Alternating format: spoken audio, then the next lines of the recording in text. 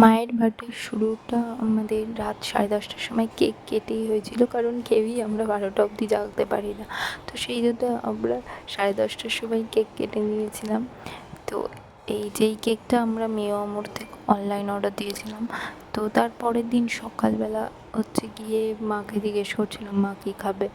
তো মা বললো যে তোরা যা খাবি তাই খাবো। তো আমি আর বোন পুরো রান্নার প্রিপারেশন করেছিলাম। তো এই হচ্ছে আজকের আমাদের লাঞ্চের মেনু। তো এগুলো দুজনে মিলে সব বানিয়েছিলাম, এমনকি চাটনি। মা বসে গেছে, আর মায়ের তো কনসেন্ট্রেশন শুধু টিভি, সারাক্ষণ টিভিতেই আছে। কি এটা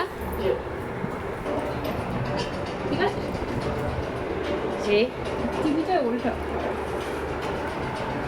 আর একজন বসে গেছে, আর আমাদের মেন মেম্বারের খাওয়া আগেই হয়ে গেছে।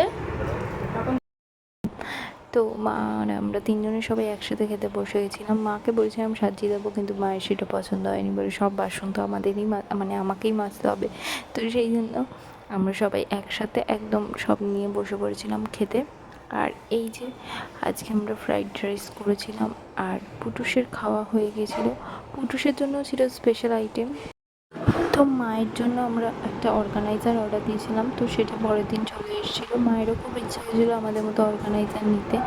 তো এই যে এই বক্সটা দেখে পুরুষ তো হেভি ভয় পাচ্ছিল, ভাবছিল কী আছে এত বড় বক্সের মধ্যে।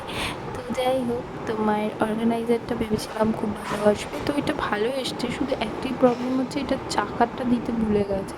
তো খুব একটা অসুবিধা হয়নি চাকাটার জন্য, একটু হেলছিল, যা তলায় একটু কাগজ দিতে ওটা ঠিক হয়ে গেছে, সেট হয়ে গেছে। তো ওভারঅল অর্গানাইজারটা ভালো এসছে, এখানে অনেকটা স্পেসও আছে। তো আমাদের বেশ পছন্দ হয়েছে।